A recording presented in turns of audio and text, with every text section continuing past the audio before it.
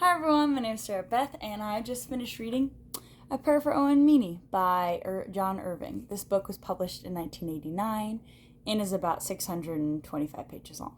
So, I have previously read his other book, World According to Garp, and seen the film with Robin Williams and John Lithgow. It's garnered, critical acclaim throughout the years. I don't believe this has any, famous movie other than there's some kind of TV movie that came out, so I probably won't partake.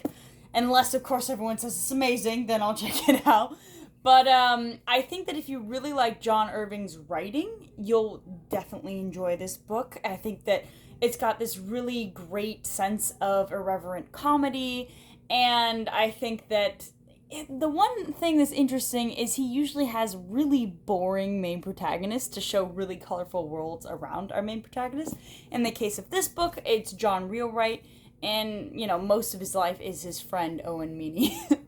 So, basic premise, this guy, there's dual timelines, which is very popular in books, where you have him in the late 1980s, and then there's this sprawling epic from his birth, like being a young child in the 1950s all the way through when, I don't think this is a spoiler, but blot out your years for 2 seconds until Owen Meany dies.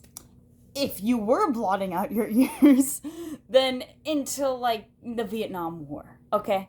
I do think that the main protagonist is just so bland, but the world around him is so colorful. So I think that John Irving does this on purpose, but for me, it makes it a little lagging in certain spaces, especially the times after Owen Meany has died. There's a lot of these segments in modern day. There's not too many modern day segments. It really is almost wholly in the past, but it's kind of like, oh, I'm going to reflect on this, and then it's going to segue into a past kind of deal.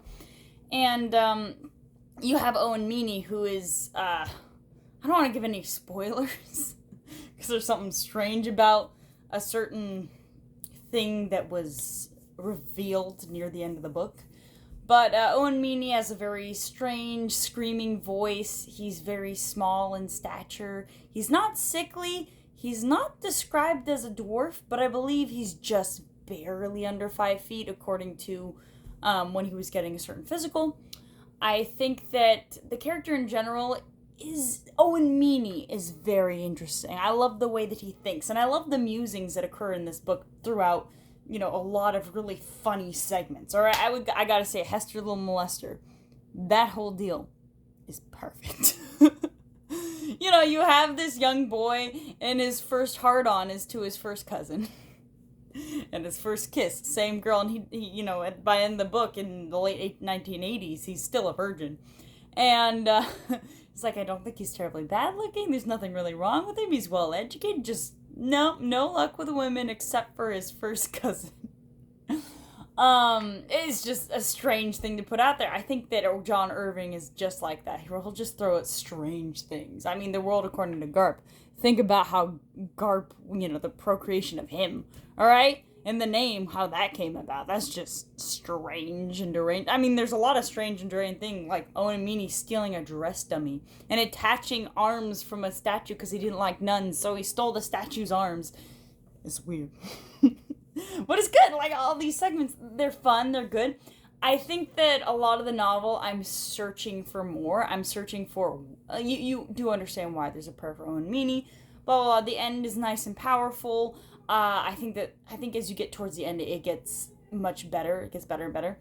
But I do think there's a lot of the novel that just kind of feels like fun little excerpts, not really meaning much. Yes, there's a lot of things that interconnect, and you're like, oh, I didn't know that was gonna come together in such a way. But then there's other times where I'm like, that didn't really come to anything. And the novel is like 625 pages. And I'm like, it's fun to have fun, but it's been going on for a while now, and I kind of want to be moving forward. I'm like, what is the purpose of this? It just feels like vignettes or something. But the writing itself, the prose is quite good. I really do enjoy that. I think that I think if you like John Irving's stuff, you like World According to Garp, you're going to like this one better. I do think I enjoyed this one more than World According to Garp. I don't think that it's my favorite. I think that I will recommend it if you want something that's fun but still meaningful. I think that it's still got a really nice message. I love the way it displays what faith means to different people, and, how you can, be bold or, disbelieving, or, how that all relates to how you speak to God and your version of God. Because there's a lot of different religious figures in this novel, and it's kind of your interpretation of that and how you go about it versus Owen Meany. Because Owen Meany is very loud throughout the novel. He will tell you exactly what he's thinking. Sometimes he's wrong and he completely pivots. He speaks much like an old man when he's a child, and as he gets older, it gets really muddled in a very interesting way.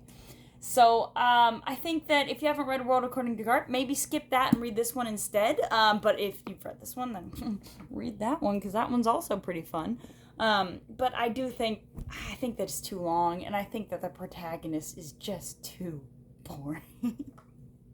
Is that mean? I don't know. But anyway, I hope you enjoyed my review, and have a good one.